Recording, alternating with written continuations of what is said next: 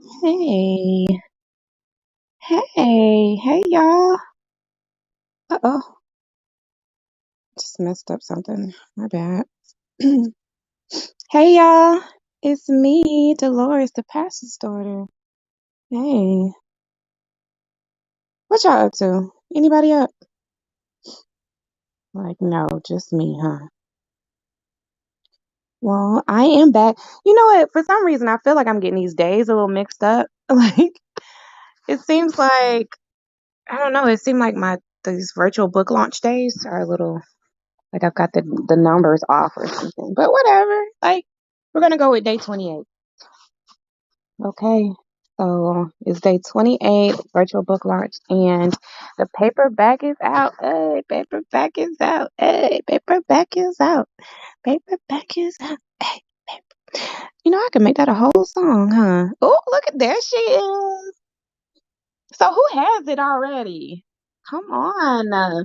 I think like if you ordered it on the day it came out, I think the quickest you'll get it is Tuesday. So I'm gonna be all over here, like online, asking y'all who got it, who's got it. You know when Tuesday comes, and then Wednesday, like even more. Okay, go get it, y'all. Cause see, we have to talk about this. And if y'all don't go get it and read it and stuff, then who I'm gonna talk to about it? Exactly. So I'll get it so we can talk about it. Make it like a whole book club and everything if you want to. Just let me know, honey. So how y'all doing? It's late, per usual is when I go live late, you know, because that's when I come alive is when it's late. No, actually, I rested today. I went live earlier when I was on my way to get something to eat, and let me make sure y'all can hear me okay. No, actually, I rested today. I went live early. Yeah, okay, so it still feels weird hearing my own voice.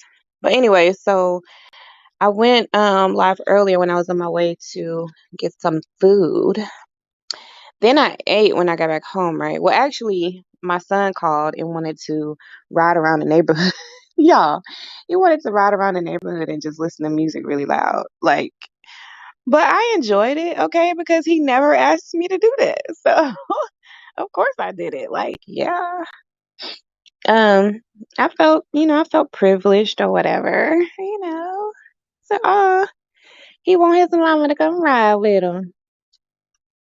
Felt good. But anyway, so yeah, that happened. And then when we got back from our little ride around the neighborhood, came in the house and ate, and then I got tired. But I actually didn't take a nap, which is what I probably should have did. Instead, I decided to be productive, okay? Which is also what I should have did. So I actually put together some promotional marketing material for the book, and I included like several quotes from the book. So, so you guys can just kind of be getting quotes and stuff as you're waiting for your book to arrive. Like, I'm excited, you guys, I guess, like it's like again, I'm excited to have accomplished this and to be able to speak to you guys about it, you know, and everything that has come with it. It's an international bestseller already, and the paperback version just came out. So I mean, it's a major accomplishment, So I definitely want to make sure that I acknowledge that, within myself, that I really did accomplish that. And I did that, as I was working through processing my own traumas, and I did that, pretty much live and in living color with you guys, throughout this past year. So when you go to my YouTube page, you'll see, I think when I looked last time, it said I had like over 200 videos. I don't know if those are all, I have videos on there that aren't published yet, Um, so it's possible that it's also including those, but still I have well over, 100 videos that, you can view and just kind of, get a history of, my journey through this process. It has been a journey that I've really been living out loud, So I've dealt with, all the embarrassment and the shame and the guilt and, a little bit of embarrassment and stuff like that. So, but I think that all of that is very powerful in being able to show you all the process that, is possible that you'll go through when severing ties with toxic people. So that was really my goal, is to just really live transparently, because when I was looking for someone to help me through the process, when I was just really raw in the process and new to it, I found like there was a lot of information out there. I found like Dr. Ramani, I took several classes with her, and just kind of studied her videos and, her thoughts on the subject. And I even studied, other narcissists like Sam Vaknin and different ones. And then and he's the most notable, and to me the most credible. But I've done some work, some real work between, this time that I have, even when I just started the journey, but definitely even more so when I decided to, you know, um, take it to video and show you guys my process.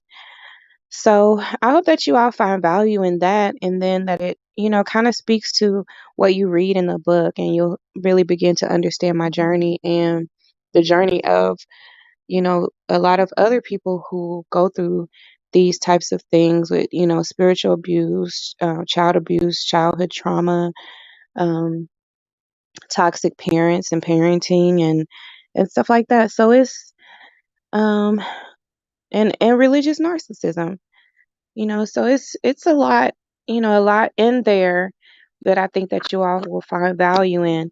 But I want to get back into this book, into the Divorcing Your Parent book. And let me go ahead and pull that back up on the screen. Okay, that's it right there on the left-hand side. That's the Divorcing Your Parent book by Beverly Engel, right? And you guys know I have been just bragging about this book because I feel like it just dropped straight from heaven at the exact time I needed it. And it's provided me with so much clarity about my next steps. And you guys know that I discovered this book. I think it was just before, right around the time that the digital download of my book came out, and then I discovered this book. And so it gave my book so much clarity because it was like, okay, now all of the journey that I've gone through so far is really making sense. It's really coming together in, I feel like, the process that really God has taken me through to kind of get through this. And so we are on chapter 7 of the book today, and it's called Letting Go, the process of emotional divorce. And so, like, if you've been listening to this book, we only have one chapter left, and then there's a couple of appendices. Is that what you call it? Is that what you call it? Y'all do not. If y'all laughing right now, you're wrong. Appendix. Appendix. But what do you call the plural version of it? Appendixes? Appendices. Appendices? Whatever. Y'all know what I mean. There's like 3 of them.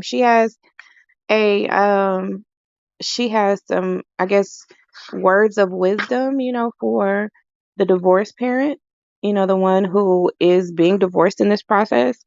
Then she has another one that's called To Mates, Friends, and Other Loved Ones. And then there's a third appendix that is directed towards therapists. And then that's the end of the book. So we have 2 more chapters to go, and then I actually want to read through that. But see, I've been trying to decide if I'm going to read through chapter 8 or if I'm going to finish chapter 7 and then go through my own divorce process with you guys, because remember I was telling y'all what I wanted to do. Like, I actually want to have a divorce proceeding. Like, I'm very serious about this, you guys. Okay, this is not a joke. This is not a joke. I really want to do this. I'm going to do this, okay? And so I want to have a divorce proceeding.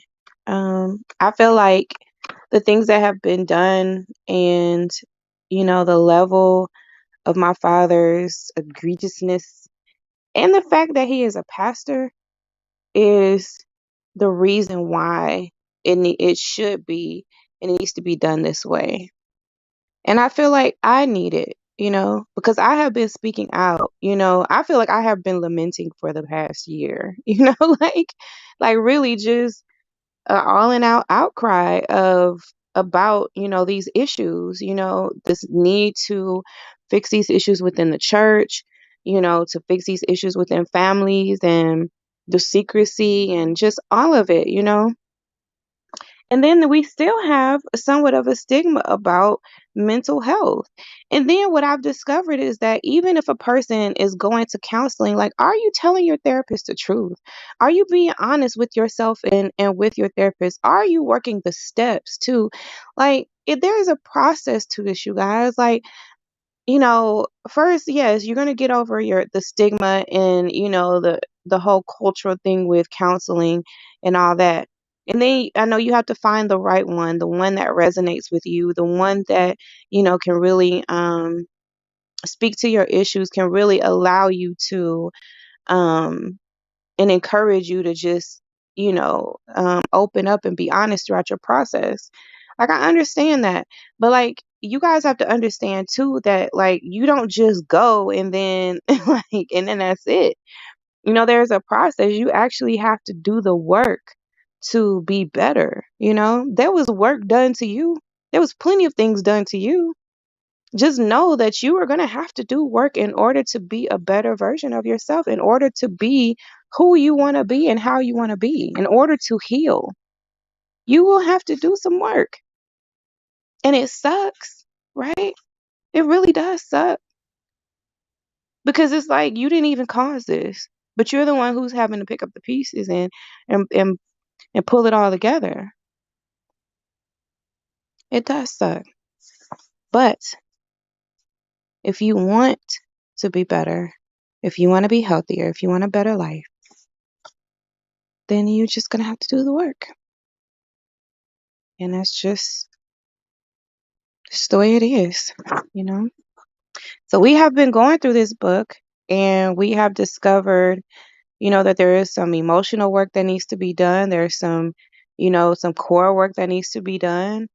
That you kind of have to look at this process thoughtfully. You have to work through the steps within this process in order to make sure that when you sever ties with a toxic person, with a toxic parent, and remember I said, you guys, that I feel like these principles can be used within any toxic relationship that you find is difficult to sever. Any of those ties that are difficult to sever, you may need to go through this process. And it's not with the intention of causing division and all of that stuff. It's not to cause distance within families and relationships. It's to make them healthier. And sometimes we have to go through these steps in order to do what is healthiest. And sometimes that does mean we have to cut people off. Sometimes that has to happen, but it doesn't have to be permanent. It could be temporary. It could, there's ways to do it um that you once you work through the steps and you work through the process, then you figure out what's best for you. But so that's just kind of a recap of what we've gone through so far. And then we've talked about, like, how do you deal with the internal critics? How do you deal with the stigma that's around it? Like, what if your parent is elderly? What if they're sickly? What if they've passed away already? Then how do you deal with this? Are you still left with holding the bag, that they kind of just left you with this trauma and you know, this emotional or bad mental health space or whatever? Like, do you just get left like that? No, it's like sometimes you realize that there's things out there just like this program, or this, whatever you want to call it, this option. There's options out there that can help you um, to kind of make a statement within yourself to, get out of this rut of these toxic, unhealthy relationships. And so, okay, let's go ahead and get into chapter 7 It looks like, as I was thumbing through, that there are a few stories in here, and not too much as, like, the other chapters have been. These are more, it seems like it's more talking about the grief of it all, and how to deal with that part. And it's important to note that you will have a there will be a grieving process. Let's put it that way, you know. And that's perfectly fine. It's perfectly normal. And I think that, from what I can see that she's going to talk about so far is, she, meaning the author of this book, Beverly, Counselor Beverly Engel. I believe that she's going to help us to, really work through that grieving process, and really, give us some really good information to, give ourselves that grace, and that space to allow ourselves to feel that pain, to feel that hurt, and don't stop it, kind of just let it flow. And that's my assessment. But let's see what she has to say, okay? So, chapter 7, letting go, the process of emotional divorce. Often we do not find out how intertwined we are with our parents until we try to separate. Even though you and your parent may have been practically strangers to each other for years with hardly any contact, you may still be very tied to each other emotionally. And even if you are now physically separated from your parent, you have probably not separated psychologically. Now, okay, this is me right here. This is, I think, where I'm finding myself in this process, ready to let it all go. Okay, so emotional divorce is a process of letting go. In emotional divorce, you let go of any hope of getting what you needed and wanted as a child. You give up the fantasy of what could have been. As painful as it is to cut off all contact with a parent, it can be even more painful to give up the fantasy that someday your parent will come through for you, that he or she will change and finally become a good parent. As part of emotionally divorcing your parent, you must also let go of any further attempts to resolve the conflicts between you or to work on the relationship. In essence, when we divorce our parent emotionally, we are saying, I will no longer expend any energy in this relationship. I have stopped trying to change the relationship or my parent, and I will stop arguing with him, trying to control him, or trying to understand him or make him understand me. In addition, I will stop feeling responsible for him in any way, emotionally or financially, and will stop expecting him to be responsible for me. As I mentioned earlier, the emotional divorce began long before you ever made your wish to divorce known to your parent, and it will continue throughout the divorce process. Wow. Okay, let's have a little ambient music play, okay, you guys? Cause like I like that. Do y'all like the background music? I think it's a good touch. But it's not like if it ends up being too loud or whatever. So let me turn it down so it doesn't overpower. Okay. Y'all hear that? Y'all hear it's like the birds or whatever? That's nice, right? All right. Okay, let's continue reading. Getting emotionally divorced also means you have to separate from your parent. To individuate once and for all, you can finally become you, not an extension or a replica of your parent, but your own unique self. By discovering your own individuality, you can gain enough confidence in yourself that you will no longer feel crushed by your past. It is a time when you face your past and face yourself, a time to sever the emotional bond with the past and to build a new life for yourself. As you gain more control of your own life, you will be less afraid of the future. This internal process is what divorcing a parent is really all about. The actual physical separation is merely secondary. For some, the divorce will be strictly an emotional divorce, since they will continue to have contact with their parent from time to time. Those who accomplish an emotional divorce often find that even though they continue to have some contact with their parent, their emotional investment changes considerably.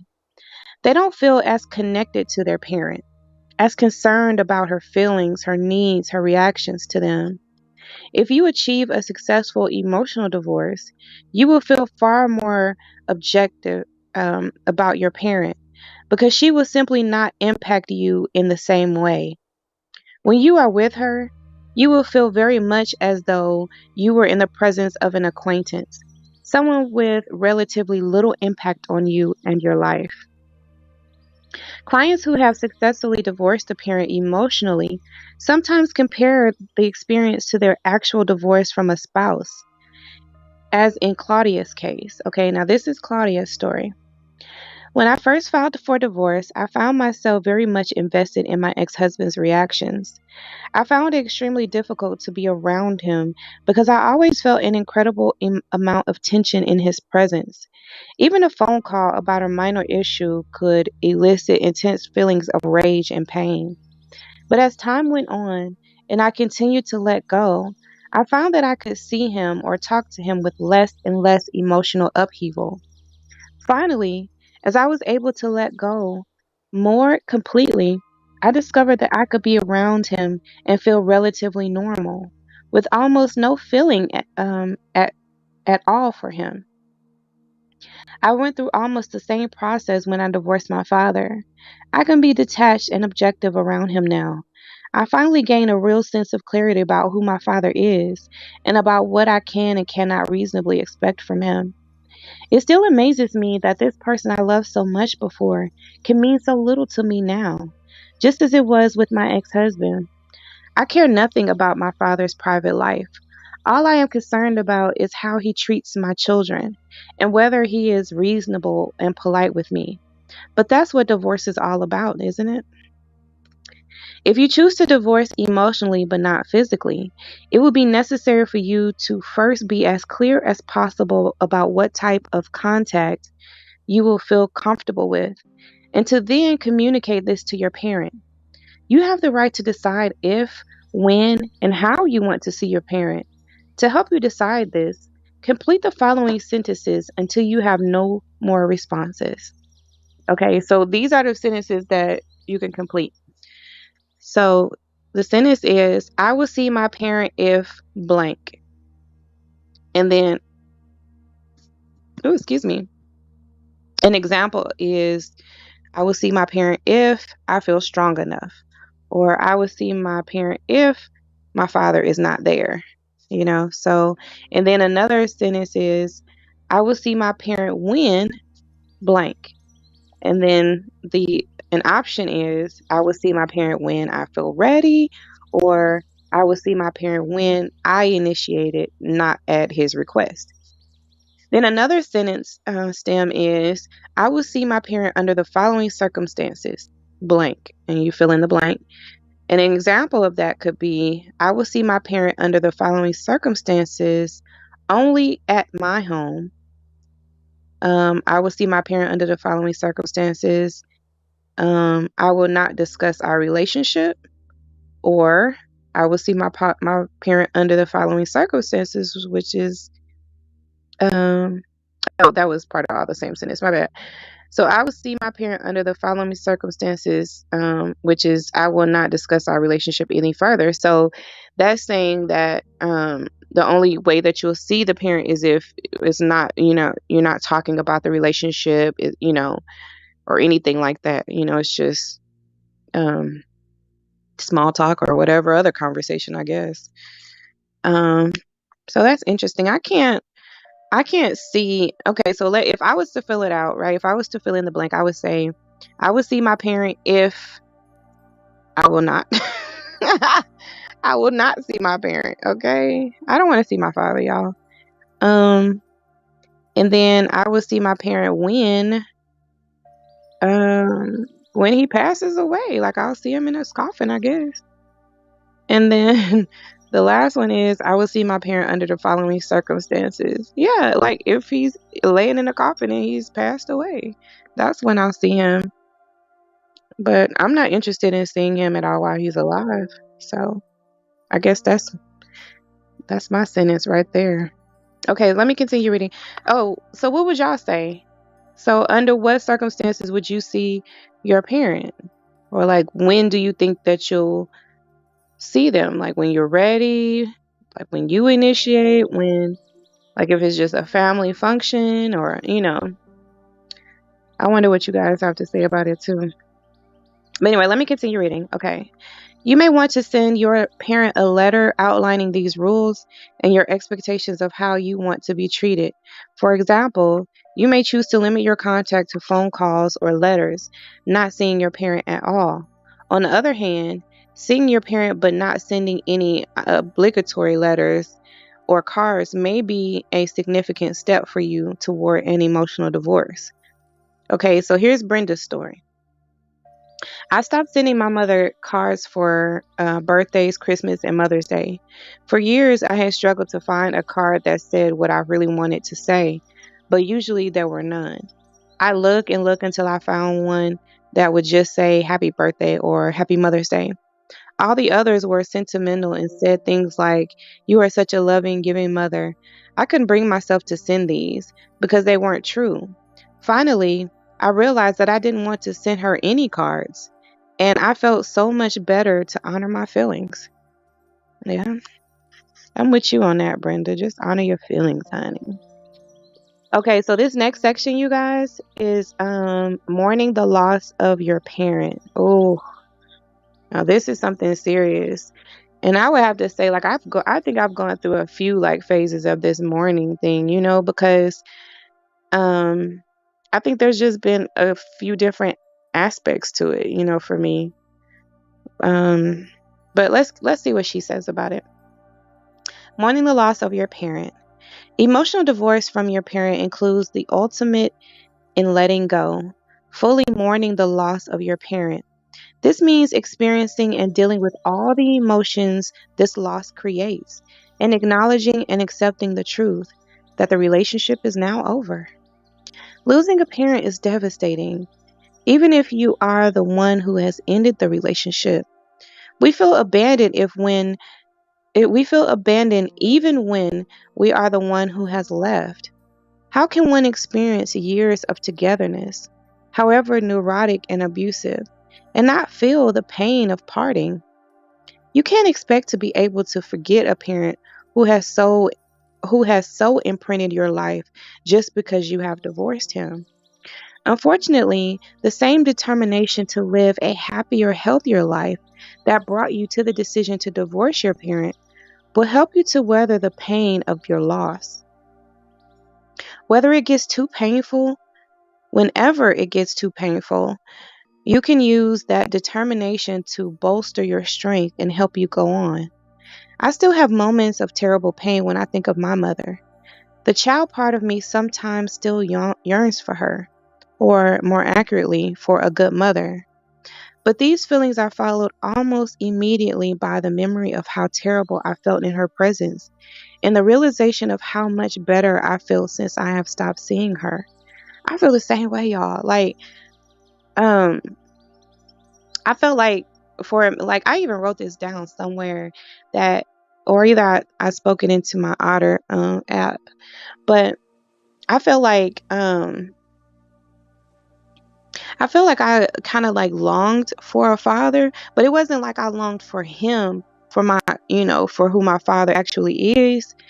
I didn't long for him in particular, but it was just like this ideal, of what like a good father should be or what a good father is, and it just like I longed for that, but I also knew that that was not who my father actually was, I think that like can really get in the way of a lot of people because it's like what you want, like the ideal in your mind is not always your reality.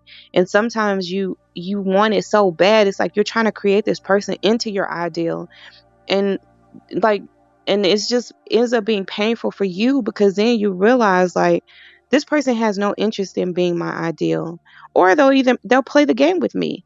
they'll play the game like, okay, I'll pretend to be your ideal, so that I could get close to you, so that I can manipulate you, so that I can control you, so I can keep you near, whatever the case may be, so I can continue this narcissistic supply. There's always an ulterior motive with it.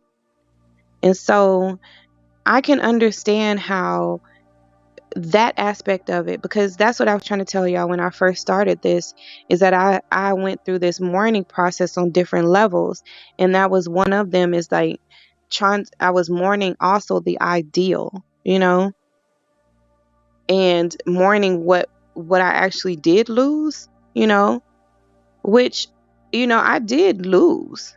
You know what I'm saying? Like, I don't want to like be delusional about that part, like I feel like there was a loss with cutting off my father.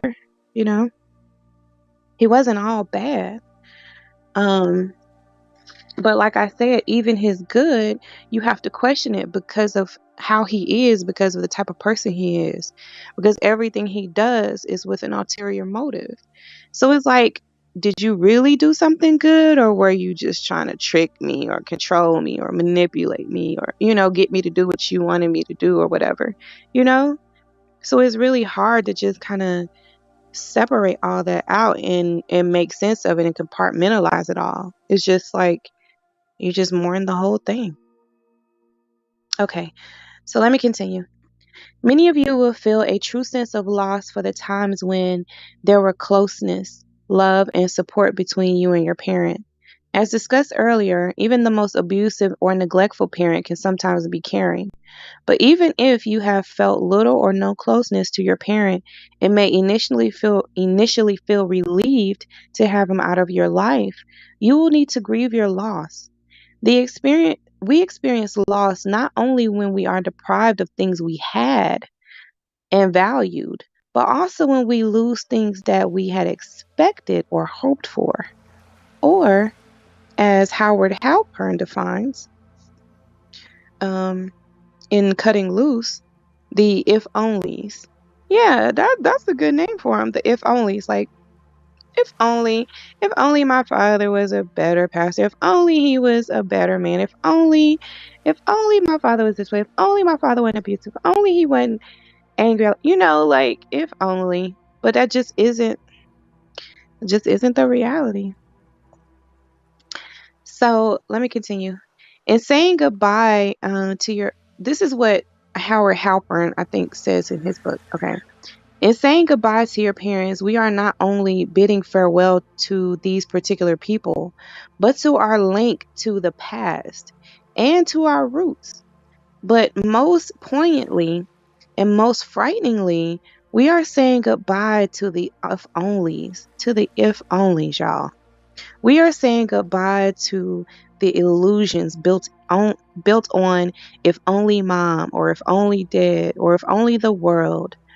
We are facing life at it as it really is, with no unrealistic hopes, and yet whole new exciting possibilities. Wow. That you know what? That sounds really good. You know how sometimes it seems like there's like no balance between like the negative you hear or the positive you hear. It's like it's just either one extreme or the other. I found that this book does have a lot of balance. Even in this last statement here, he says, we are facing life as it really is, with no unrealistic hopes, and yet whole new exciting possibilities.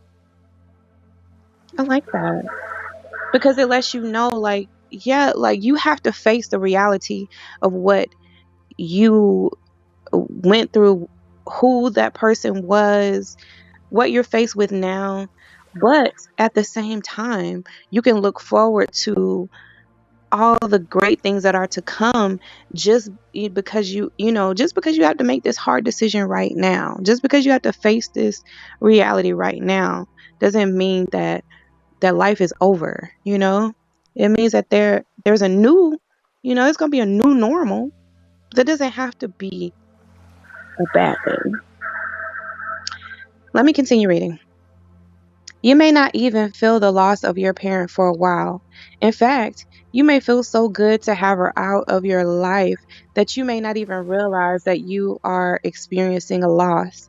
Many people go through a honeymoon period after divorcing a parent, during which time they feel incredibly free, unburdened, and almost joyous. Others are so in touch with their anger toward their parent that any feelings of sadness or pain at the loss are either buried or overshadowed by the anger. Some people do not see that's where I was too, like in the beginning of my journey. Like this, I like had so much anger, like so much anger, which is obviously why I named the book Provoked, because it was just like it was just so much anger within me. And like just the sight of him, to hear his voice was just like, oh, it was just irritating me. Just get my blood boiling. Okay, so I'll continue reading. Some people do not experience a sense of loss until there is a family-oriented holiday or special occasion that pulls at their heartstrings and reminds them of their parent. For example, your first Christmas away from your parent may be the hardest time, especially if you have had to divorce both parents or the entire family. Many adult children have no other family and may not even have any close friends. Going through your first holiday without family can be excruciatingly painful, even when you have very few good memories of family Christmases. And on Mother's Day or Father's Day, depending on which parent you have divorced, you may experience an almost overwhelming feeling of abandonment. On the other hand, you may experience a terrible, terrible sense of loss almost immediately after you have made the divorce decree. This pain, which I call orphan pain, can be likened to the feelings of a small child who is all alone in the world, who with no one to love him. Some clients have described feeling as though they had a void inside, a huge, empty space where their parent once resided. This can be a terrible feeling, and it will take a lot of courage on your part to stay with your feelings of emptiness and pain and not try to run from them. But as a survivor of an abusive or deprived childhood, you have withstood pain and loneliness before and triumphed over them. And you can do it again. You may feel so alone and abandoned that you may fear you have made a terrible mistake. At this point, it would be important for you to go back over the list of reasons you divorced your parent in the first place, making a commitment to wait at least a month before reassessing your situation. It will be important to remind yourself that in most cases, you can always change your mind and try a reconciliation with your parent if you decide that you have indeed made a mistake. But you have come this far, and changing your mind at the first sign of loss and pain is not the best thing to do. Your second thoughts may just be ways for you to avoid pain. Vacillating between not seeing your parent, missing him, and then changing your mind will only confuse you will only confuse you more and weaken your position. We all want to avoid pain, of course, but the price of doing so can be terribly high. If you can stay with the pain, you will soon realize that it hasn't gotten the best of you and that you are stronger for having endured it and ultimately for conquering it. That's good. I feel the same way. It's like if you've gotten to this point, then like really second guessing yourself is, probably a way of trying to avoid it, and that is probably really, really important for you to continue the course, give yourself that 30 days of like, nope, I'm not even gonna act on, my doubts, for this amount of time. To give yourself time to see if your feelings subside, see if you, come to that realization that you were just having a moment. There was something in here that I wanted to comment on, but I can't find it. Oh, I know what it was. This part where she says, when you vacillating between not seeing your parent, missing him, and then changing your mind will only confuse you more and weaken your position. See, this is why.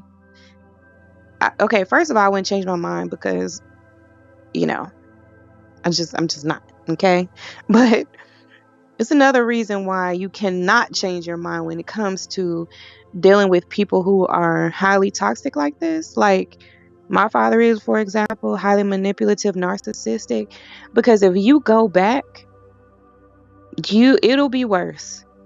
And you won't even hear the end of it because you tried to break, to sever ties. They will make you even pay for that.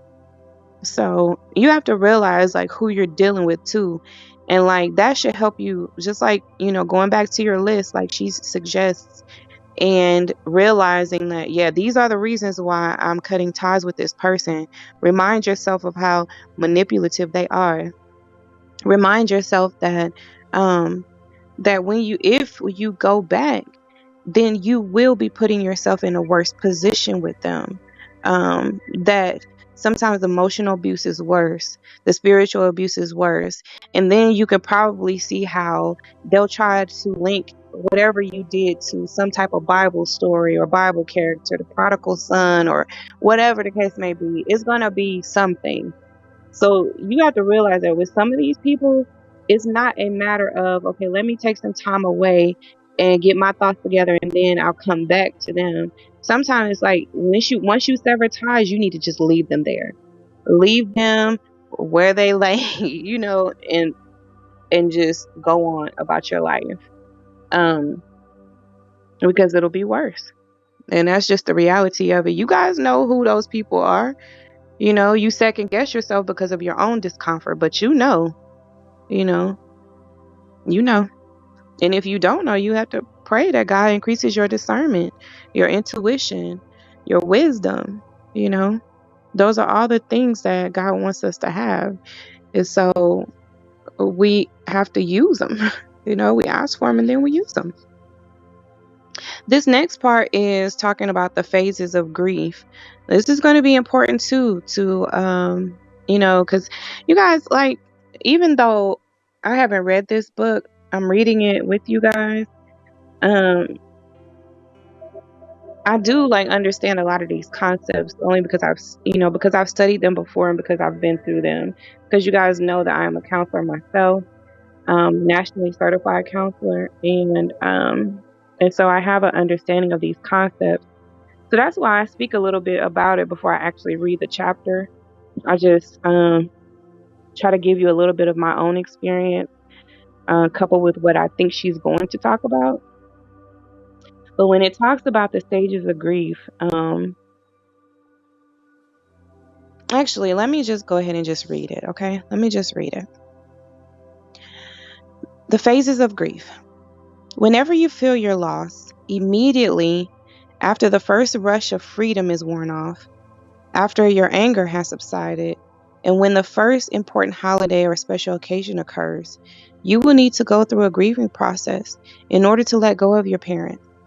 While adjusting to the loss of your parent, it will be important for you to understand the grief and the grieving process that accompany loss of any kind. Elizabeth Kubler, I think that's how you say her name.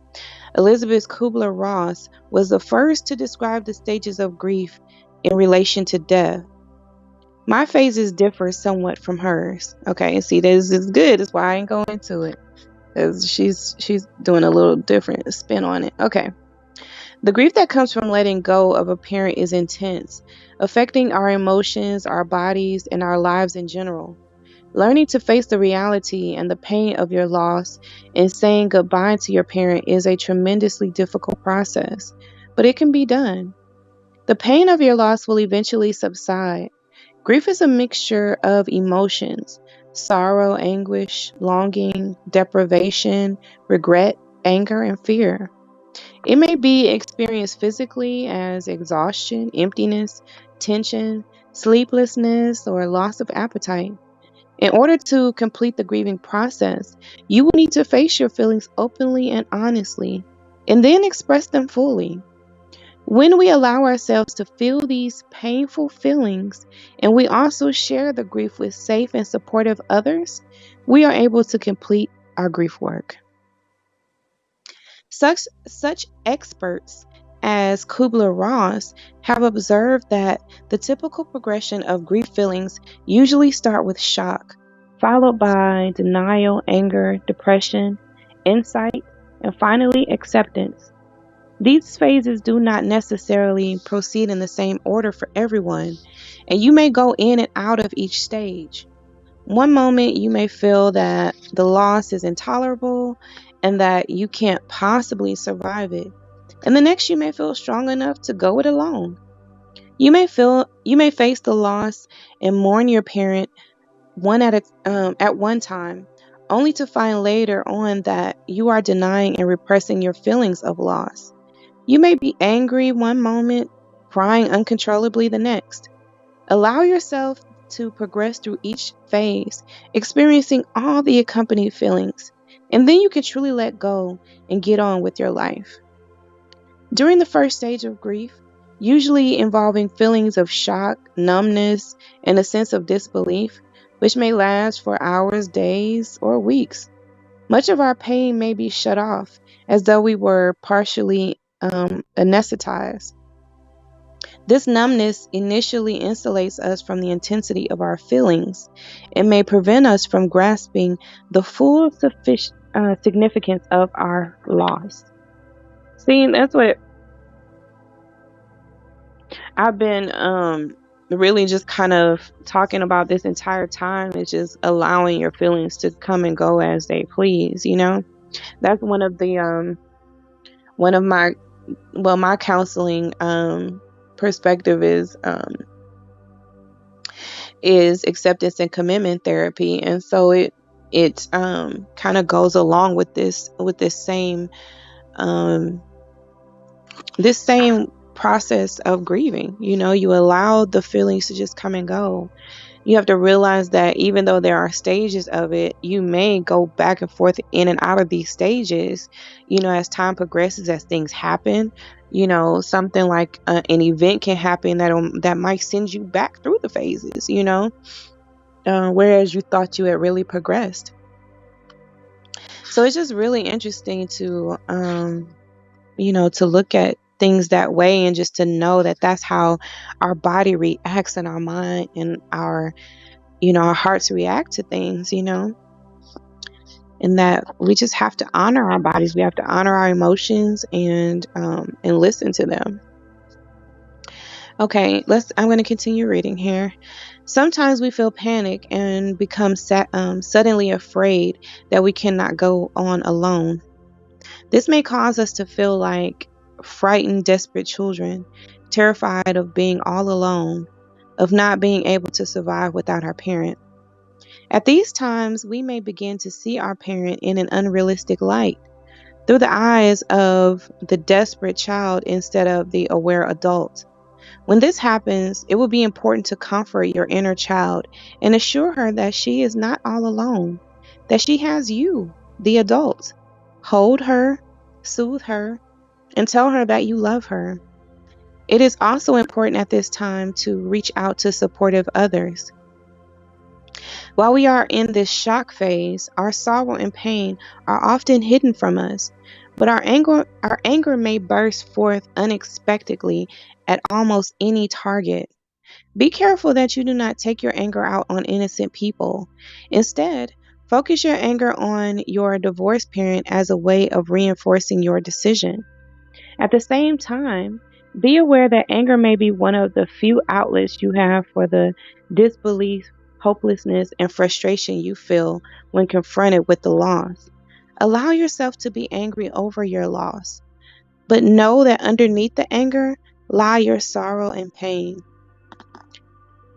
After this first relatively short phase of mourning, we move to the second and longest phase, that of intense psychic pain, the disorganization, which may last for months. When the shock wears off, we begin to experience the full impact and pain of facing our loss. In her book, Life is Victorious, Diane Kennedy Pike describes the loss of a loved one as being similar to having a tree that had been growing in one's heart suddenly yanked out by the roots, leaving a gaping hole or wound. It is natural in this phase for you to cry a great deal. While the pain of the loss may feel unbearable at times, and you may feel that you can't withstand the pain, keep telling yourself that you are going to get through this phase, because I assure you that you will. In addition, you may ruminate over the lost relationship, over memories, over your last encounter with your parent, and over unfinished business. This ruminating is simply a part of the healing process. You may also feel blank, spaced out, unable to concentrate or focus. At the same time, you may be overwhelmed by feelings of acute pain, bitterness, anger, self-pity, and guilt, and by a sense of impoverishment or emptiness. It is inevitable that you will feel depressed while grieving the loss of your parent. Depression can cause us to feel irritable, empathic,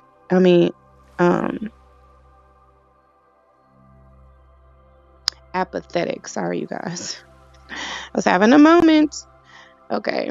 Depression can cause us to feel irritable, apathetic, withdrawn, unresponsive, unable to concentrate, powerless, and insecure, and to experience a loss of appetite and extreme fatigue. All of these reactions are quite normal and should be expected. On the other hand, severe depression may cause us to feel self-destructive or even suicidal. What? While it is also natural to have these feelings from time to time, if you become afraid that you could actually act on these feelings, contact a professional therapist right away or call your local suicide prevention hotline. Okay, you guys, don't play about that. Call professional therapist right away, okay? Or call your local suicide prevention hotline if you feel like this. Almost everyone who faces a loss has some difficulty sleeping. This difficulty, which may involve insomnia, fitful or restless sleep, or disturbing dreams, as a result of the intense strain brought on by the psychological work involved in grief. Even in normal times, we all tend to work out many of our problems during sleep. Dreams are an important way of re-experiencing and working through emotionally charged experiences and of problem solving. Amber had recurrent dreams about her mother for several months after divorcing her. Often in dreams, we were together and we're happy. I wake up and realize it will never be, and I become terribly sad. Nightmares are often more prevalent when we are grieving. Julie started having nightmares about her father shortly after she divorced him. And then Julie starts to talk about her nightmares. But you guys remember? Do you remember? Yeah, okay. I don't think I made a video of it, but I think I posted it. I had 3 dreams, you guys. 3 dreams last year that I shot at my father. Literally. And with each dream, the weapon was progressively worse. It was each weapon was a bigger and more capable weapon, of taking him down or whatever. But I actually was yeah, it was 3 dreams. I wrote them down. I wonder what those dates were and stuff. I have to go back and look, but because I wonder if that even has any significance, especially since the book came out a year after I started speaking out publicly. And I wonder if these dates have significance in when other things will take place. I have to go back and look. We never know, you guys. Okay, so she's talking about Julie now. So Julie started having nightmares about her father shortly after divorcing him. One such nightmare was particularly frightening. Okay, so this was Julie's dream here. Okay, you guys. And excuse me, when you get in, Y'all, please like the video, share the video if you feel like someone can really benefit from it, or just share it on your page just to increase the views and increase the message. I know that it's going to reach people that it will help, and but you guys have to help it to do that. We all have to help push the message. So I would really appreciate it if you would like the video and subscribe and follow and do all of that good stuff. Okay, so here's Julie's dream. I dreamed my father had come to get me to take me home. When I refused to go with him, he became extremely angry with me and started pulling my hair and slapping me. I fought back the best I could, but he was stronger than me and overpowered me. He pulled me by my hair all the way to his car. I was so afraid he was going to get me in the car, and then I knew it would be all over. I woke up screaming and crying hysterically. I scared my husband to death. When he tried to comfort me, I slugged him before I realized who he was. Then he just held me and let me cry. I was afraid to go back to sleep and lay awake the rest of the night, half expecting my father to come to my door and get me. Wow. Yeah, those dreams though, those dreams are no joke. And I have dreams, I feel like God speaks to me through dreams. And so, it's just but those dreams are like no joke for real. And they feel so real. But anyway, so I'll continue reading here. You will inevitably have feelings of loneliness and yearning, and you will feel a painful gap in your life. But allowing yourself to feel this loneliness, however painful, indicates that you are allowing yourself to acknowledge the truth of the loss. As you heal, these feelings will lessen. The feeling of abandonment is one of the most agonizing feelings we must endure in conquering grief. Even though in this case you are the one who has done the leaving, the child inside you understands only that she feels abandoned. She will feel deserted, unwanted, and unloved. Again, it will be crucial that you take the time to reassure your inner child, nurturing and comforting her as you learn to do in chapter 4. We now move toward what is called the completion of mourning. And while there will still be times when we weep for, long for, and miss our parent, completion means that an important degree of recovery, acceptance, and adaptation has been achieved. During this last phase of grief, you may need more quiet time and fewer people around you. Or, if you have been very quiet and withdrawn, you may now be ready to come out of your self-imposed isolation and resume a more active social life. You may feel the need for more fulfilling activity and more involvement in life. As a sign of your recovery, you will notice that you are more invested in and focused on the future than the past. You will also see that you are moving closer to recovery from grief when your divorced parent is no longer your primary focus. As your sense of loss diminishes, moving from intense sorrow to mild sadness or your sleep, appetite, energy, and functioning will be restored to near normal. Even though you may be inclined to think that your mourning is over because you have more energy and feel better able to cope, your need to express your emotions continues during this period. You may still be working through your grief as intensely as I think she meant and have difficult days even after the full thrust of mourning is complete. This reemergence of grief is a natural part of coming to terms with loss.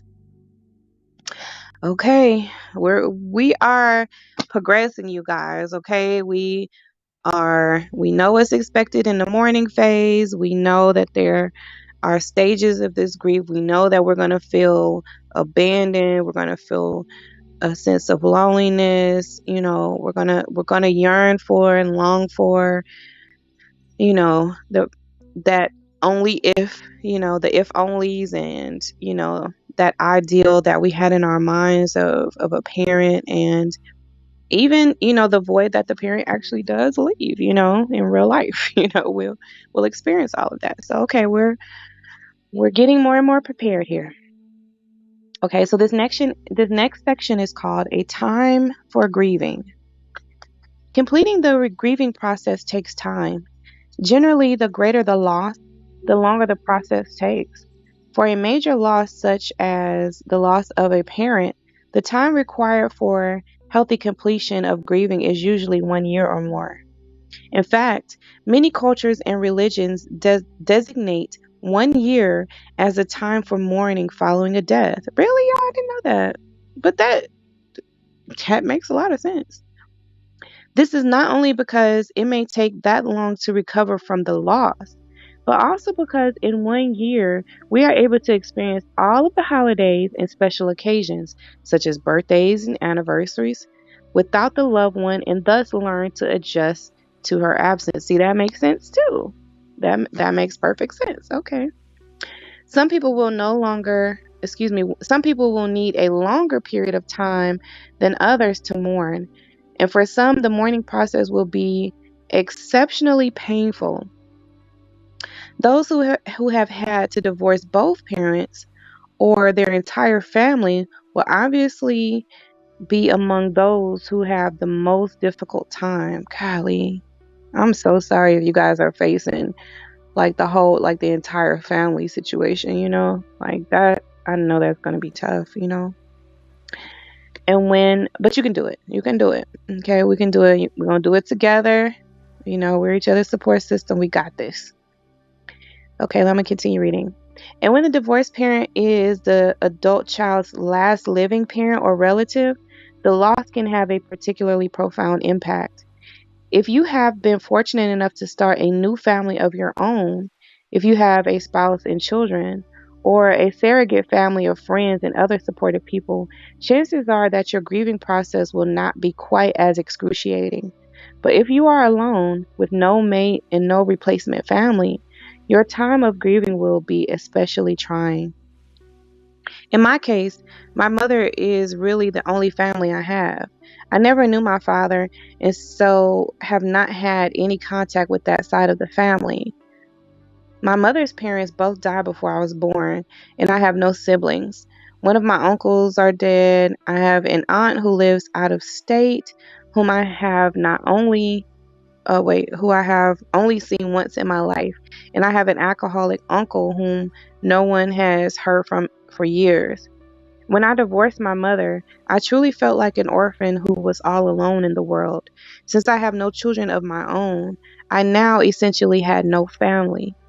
While this while this made me especially value the surrogate family I had to create for myself, at the same time, the awareness that I had no family whatsoever left me with a very empty feeling. I walked around with a deep sense of sadness and loss for over a year, crying at any movie that even hinted at loss. Things are especially difficult for me on holidays. When I spend time with other people's families, or when I spend time with other people's families. Even though I never had a good holiday with my mother, there was at least the feeling that I was with my family. I have been divorced from my mother for almost 2 years now, and last Christmas I had the best Christmas I ever had. I didn't miss my mother or feel guilty that I hadn't visited her. I bought myself a new puppy, and I began the new year feeling hopeful and in charge of my own life. It may be surprising to you to realize how much pain and abandonment the divorce causes you to feel, even when you have not been close to your parent. But it is important to admit your feelings and not deny them. Emotional pain seems endless only when all of our energy is spent in suppressing our feelings. Yeah, this is a really good book. Do y'all feel like this is a good book, or am I just the one who's doing all this bragging and y'all don't feel the same way? I feel like it's a really good book. Okay, let me continue. Because we cannot tolerate the continual onslaught of emotional pain, the natural process of grieving involves time of intense feeling followed by periods of quiet. Allow yourself to move naturally in and out of your pain. Do not try to control your feelings either way. If you confront your grief rather than avoid it, you will shorten the length of time it will take you to mourn. To work through the pain of grieving, we need to experience our feelings as they come up without trying to change them. These feelings are often so painful that we may try to avoid them in the following ways. So these are the ways that we might try to avoid them, y'all. By continuing to deny the loss, by intellectualizing about it, by adopting a macho mentality like I'm strong, I can handle it by myself, or by using alcohol or drugs, so by trying to numb the pain, or by overeating or engaging in some type of compulsive behavior such as shopping or gambling, or by making vain attempts at reconciliation. So we might even play with, it sounds like we might even play with the attempts at reconciliation just to try to avoid it. Wow, that's interesting. So those are some of the things that we got to watch out for, you guys, is, that we may be trying to avoid the pain by doing these things. Okay. While we may get temporary relief by using such methods, when we avoid feeling our grief, we only prolong our pain. If you are a recovering alcoholic or drug addict, you will need to be especially careful not to revert back to your old habit of numbing your pain by using drugs or alcohol. There will undoubtedly be times when you will be tempted to use again, especially when the pain seems to be unbearable. During these times, make sure you reach out to your sponsor and that you attend extra meetings until you get over the crisis. So that's good to know, you guys, as you go into it. If you're someone who's going into this process, that it may be tugging at your sobriety there. So you'll have to do a couple do a couple extra things to ensure that you stay strong during these times. Okay, take the time to grieve. Cry as often as you need to. Tears have natural healing powers, both both physiologically and emotionally. With each tear that you cry, you will be healing your mind, soul, and body of the pain, not only of the loss of your parent, but of all your losses, big and small. Don't be surprised if you find yourself crying at old movies, old songs, at things you read, anything that reminds you of your parent or your childhood. As Margie told me, it happens when I least expect it. I could be driving in my car or doing the grocery shopping and hear an old song on music, and suddenly I burst out crying. Make sure that your living environment and the people with whom you associate with will support rather than inhibit or discourage your grieving. During your time of grieving, companionship may become your greatest need. You will need others to listen to you, talk to you, or hold you. If you have no one available to you, this may be a good time for you to seek professional help or to join a support group or 12-step program, such as Adult Children of Alcoholics or Al-Anon. Grief can be naturally healed if we have support. According to Jane Middleton Moss and Lori Dwinnell, in their book After the Tears, one of the things we know about grief resolution is that grief is one of the only problems in the world that will heal itself with support. The reason people go into delayed grief is that there's nobody there to validate and support them. You cannot grieve alone. Millions of us adult children tried it. We went to sleep crying into our pillows or locked in the bathroom. Divorcing a parent causes us to feel our aloneness in the world. As important as it is to have the support of others, it is equally important that we provide our own support. We will be it will be vital for you to allow yourself to be alone and to rely on yourself at this time. You may feel panicky at first, but eventually you will be able to be alone and actually feel good about it. Start by trying to spend 5 minutes alone without music, television, or any other distraction. Unplug the telephone and ask your children to play outside. Sit quietly, breathe deeply, and allow your feelings to come up. You can handle whatever pain comes up. You can handle being alone. Allow yourself to mourn the loss of your parent completely. Get a stuffed animal and hold it tightly to comfort your inner, excuse me, to comfort your inner child, for it is she who will be hurting the most. Love and comfort yourself. Spend time in bed, curled up in the fetal position, and let yourself howl and cry. Even though you may be tempted to run away from your pain, anger, loneliness, despair, and neediness, experience all of these feelings. Experiencing all of these feelings will actually help to dissipate your pain. Honor your feelings and your needs. Show concern for yourself by taking long hot baths or by napping each afternoon. As surely at as surely as if you were recovering from a long illness or a surgery. You need to be careful with yourself and not expect too much from yourself. Take it easy and take it slowly.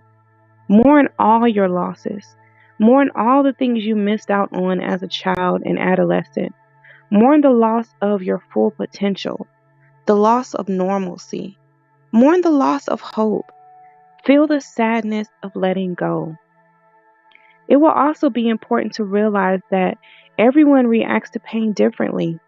Don't be critical or judgmental of yourself if you begin to react in extreme ways or ways that are not typical of you. During your time of grieving, you may need to be more active or more quiet than usual. You may need to talk more or be alone to contemplate and feel more. You may need to express feelings out loud, or you may prefer to write them down in a journal. You may tend to rely on work, responsibility, or creativity to bolster your self-esteem. Or you may need time away from responsibility. Taking care of yourself may mean keeping your hands busy or being physically active. Reading inspirational books, poetry, or autobiographies of courageous survivors may provide you with the needed encouragement. Like my book, you guys. It might provide you with the encouragement you need. So go get it. Go get it. Go get it. Go get your blessing. Okay. Hey. Okay, so this next section is called Unresolved Grief. But just like I told you in the beginning, I already knew, just based on how this whole book was going, that this author was going to, give us that alibi of like, look, allow yourself to feel, how you feel, allow your feelings to come and go, mourn all the things that you missed out on, and, feel what needs to be felt so that you can actually release it and let it go. This makes a lot of sense, you guys. So I hope that this is resonating with you as much as it is with me. It's just a few more pages left, so let's just go ahead and keep going, okay? So this next section is called Unresolved Grief. Okay, so this is what we don't want to have. We don't want to have that unresolved grief. We want to let that stuff come and go so that we can, let it go. Like, who was that said that? Also somebody, let it go. Okay. I never even watched that movie, you guys. So I don't really know the song. I just heard other people singing it. But anyway, y'all know the song, so sing it to yourselves, okay? So unresolved grief. Healthy grieving is a 3-stage process of fully experiencing and expressing all of our emotions and reactions to our loss, letting go of our attachment to our parent and our sorrow, and finally recovering and reinvesting anew in our own life. Skipping any of these steps may result in unhealthy or unresolved grief. Okay, so let me read that again, okay? Because we don't want the unresolved grief situation, okay? Healthy grieving is a three-stage process of fully experiencing and expressing all of our emotions and reactions to our loss, letting go of our attachment to our parent and our sorrow, and finally, recovering and reinvesting anew in our own life. Skipping any of these steps may result in unhealthy or unresolved grief. The most extreme form of unresolved grief is absent grief, in which we become numb and have no reaction at all. This suppression of our natural grief can cause some rather severe problems. For example, it can cause our emotions to become deadened or distorted, our relationships to suffer, and our functioning to be impaired. Mm, wow. Let me read that again. The most extreme form of unresolved grief is absent grief, in which we become numb and have no reaction at all. This suppression of our natural grief can cause some rather severe problems. For example, it can cause our emotions to become deadened and distorted, our relationships to suffer, and our functioning to be impaired. As I stated earlier, even those whose parents were severely abusive and rarely caring, wait a minute, and rarely caring suffer feelings of loss. Okay, as I stated earlier, even those whose parents were severely abusive and rarely caring suffer feelings of loss when they divorce their parents. If you find that you feel no grief whatsoever after several months of having no contact with your parent, you may be blocking your feelings. Don't block your feelings, y'all. Don't block your feelings or block your blessings, honey. Okay. All right, let me continue reading. We are denying our grief when we pretend not to feel. Fear of our feelings or of their intensity. Okay, you can tell I'm getting tired because I'm really stumbling over these words. Okay, let me slow down. Let me breathe. It's not that much long. It's not that much more. I'm gonna finish it. Okay, I'm finishing it. Okay. We are denying our grief when we pretend not to feel.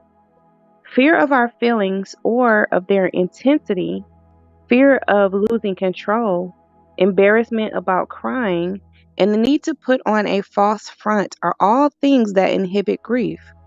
Often, we are afraid to confront grief feelings when they are at their strongest, and we imagine that delaying grief will make it easier later on.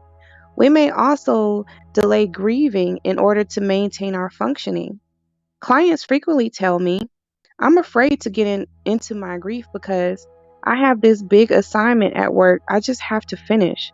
If I start feeling my pain over the loss of my parent, I'll probably fall apart and not be able to work. Unfortunately, in delaying the grieving process, we are bottling up pain that will erupt at some time later or in some other area of our lives, leaving us open to an unexpected emotional explosion. Wow, that's important to know. Or is redirected at someone that isn't deserving of it. Okay. Many factors can trigger the grief that was avoided earlier. These can be anything from a particular movie or a book to an illness, the loss of a job, an accident, the birth of a child, a marriage, and especially holidays or other dates that hold significance for you. Anniversary reactions, which are common for everyone, will be even more potent for you if your feelings about the loss have been suppressed. It is far healthier for us to allow our feelings of loss to emerge when they present themselves and to then release them than to wait for a convenient time or for a time when we feel ready. There is no better time than the present when it comes to when it comes to allowing yourself to complete the grieving process. In so doing, you can finally let go of the past. Oh, Lord. I think it's like one more section. Yeah, one more section. It's like 2 pages. Okay. We're going to get through this, you guys. Okay. Because we are making great progress. We are doing it. Okay. We are doing it.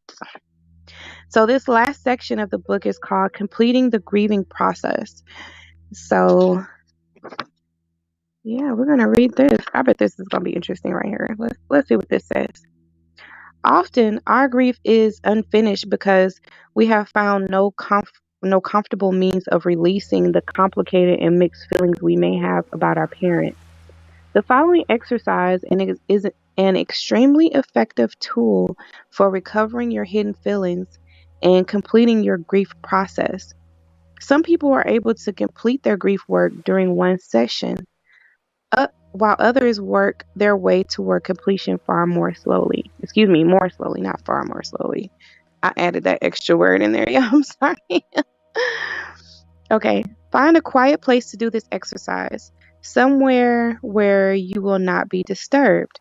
Plan to spend at least 30 to 45 minutes doing the exercise and allow yourself the necessary time and space afterward to quietly stay with your feelings. Ooh, okay, y'all. This is the exercise. She's gonna end it with the exercise, you guys. Oh my gosh. Okay. So this is the end of chapter 7 here. We're gonna do an exercise, okay, about completing the grieving process. Okay, so there are a series of 9 steps that she highlights here. So I'm just gonna read them one by one, okay? So number 1 is to sit in a chair with an empty chair facing you. Sit quietly for a few minutes and breathe deeply. Number 2, imagine that your divorced parent is sitting in the chair facing you. You may want to place a picture of your parent on the chair or an object that reminds you of him or her. Number 3, speaking out loud, tell your parent whatever comes to mind that feels unfinished for you. Try to start your sentences with I, for example. For example, you may start with, I am still having trouble saying goodbye to you, and I don't seem to have any feelings, or I don't seem to have any feelings about not having you in my life. So this is good stuff, okay, so far. Number 4, after you say your opening sentence, your feelings may come rushing out. Say whatever you feel out loud. Number 5, if you feel stuck and don't have any feelings coming forth, try saying either, I am still angry with you, or I still miss you. These statements should elicit some feelings. If you find that a particular statement does elicit strong feelings, or if you suspect that you have more feelings in a certain area, keep repeating that sentence until the feelings begin to surface. Allow yourself to feel whatever emotions emerge and continue expressing these emotions out loud in I statements. So that means you start each statement with I this, I that, okay? Like, I am still angry with you. I still miss you. I still love you, or something like that, okay? I am still, whatever it is. But we'll start with I. So number 6, another expression that may help evoke hidden feelings is I wish ... So then you fill in the rest of it. Often, our secret wishes keep us from letting go and fully acknowledging our losses. Or you might say, I know that I am not going to see you again. Pay attention to how you feel and continue to express your feelings out loud. Number 7, continue until you have nothing more to say. To test whether there is more that you need to express, state, I feel finished with you now. See if this feels like the truth. If it doesn't, or if you are unsure, say, I don't feel finished with you yet.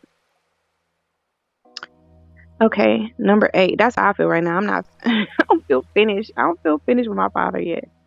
I have more. I have more to say. Number 8. To complete the exercise and to test whether you are ready to say your final goodbye, say out loud, I am ready to say goodbye to you now. And then also say, I am not ready to say goodbye to you yet. See which one feels like the truth. If you feel ready, say your final goodbye, expressing any feelings that emerge. Excuse me. Number 9. You may wish to extend this exercise by also playing the role of your divorced parent, as you did when you practiced confrontations. This can give you the opportunity for real insight and objectivity, and it may help you to complete your grieving in an even more effective way. Sit in the other chair facing the seat where you have been sitting until now. Allow yourself to speak for your parent in response to the things you have said. If it feels right, you can have a dialogue between you and your parent, changing chairs as you do so. Okay, so that seems interesting. I can definitely see that this is where I feel like I am in the process, you know? That's where I definitely feel like I am. But so this is the last paragraph of chapter 7. And it says this: all the intense feelings of mourning do gradually diminish and disappear, even though at times it may feel as though the pain is going to be endless. Letting go of your parent will be one of the hardest things you will ever have to do in life, but it will also be one of the most rewarding things you can do for yourself, that you can ever do for yourself. As you recover from grief, you will develop new strengths. Very often, facing a loss in our lives forces us to reevaluate ourselves and results in a surge of personal growth and achievement. Yep. I think that's evidenced by, the fact that I wrote a book about it, that it, like, going through this process is strengthening me, and facing this, facing this loss, but really facing a giant, because in a lot of ways I feel like my father is a giant. Because he was my father, because he was a pastor, just the role that he had in my life and in others' lives, you know, and then the amount of violence and pain and abusiveness that he inflicted. It was like, it's like I'm facing down my giant, or facing down a giant. And so, yeah, I feel like I have really grown. I think especially if you haven't seen my videos from, previously when I first started doing this work, I think that you'll really see the growth. And, if you've been watching me, then, you've seen that growth over time. Yeah. And I've been like working this process without even realizing that I was doing the exact same things that she's saying to do in this book, that I've just been going off of, what my counselor has told me, what I have studied, what I believe, with my faith and, and all of that stuff. And so I've been working the process without even realizing that I was on the right track. And so this book really serves as confirmation to me that, I have been doing the right thing, and that, there was some more work that I needed to do to just make sure that I am making a decision that will actually free me, and not, put me in what will feel like more of a bondage situation. So I really hope that this, book has been blessing you too. Like I said, we have one more chapter, and then the appendix section that I want to go through as well, that I really feel like is going to provide a lot of value for you too, a lot of insight. But I'll figure out exactly how I want to do that. But yeah, so like, y'all go get my book. It's on Amazon. I'm trying to have a way that if you want an autograph copy from me that you can purchase from me if you like to. Like if there's, because obviously people who live around me, know that they can get their book signed by me. And, at some point we'll have a book signing or functions. But I know that there are also people who don't really live around and who won't be able to really make it to a book signing or whatever. So if that's your situation, or if you just want an autograph copy, then like shoot me an email. Go ahead. Like I have my mailing list in the description box. So go ahead and send me go ahead and sign up for my mailing list. Then you can shoot me an email if you like at thepastorsdaughter2020, thepastorsdaughter20 at gmail.com. And let me actually put that on the thing for you. So that's my email right there. And then, all the links that you need, the link to Miss Beverly Engel's book, Divorcing a Parent, that link is in the description, as well as the link to purchase my book and to sign up for my mailing list, darling. So really, the reason I really want you to do this is because first I want to keep in contact with you, and I want you guys to keep in contact with me, but also because this is a series, right? So I'm hoping to have the next book out in June timeframe, like this summer. So I need you guys to I need y'all to be in communication with me. So, we can all keep tabs on all of that stuff, everything I'm doing, everything I'm working on, and all that good stuff. Because you already know I have a lot planned for you guys, throughout this process. And so I'm just anxious to share with y'all. So y'all let me know when you get the book, honey. I want to see some pictures of something, or like do a video of y'all going to the mailbox and opening, do an unboxing or something. You know what I'm saying? Let's make a whole event of it, okay? Let's just be extra, okay? Let's be team extra about this book situation. But anyway, so I love y'all. I've been chilling on the beanbag reading to y'all, and I think I'm just gonna take me a little nap and get back up tomorrow and do it all over again. Y'all know I love you. And yeah, you are important to me. I need you to survive. I love you. Bye bye for now.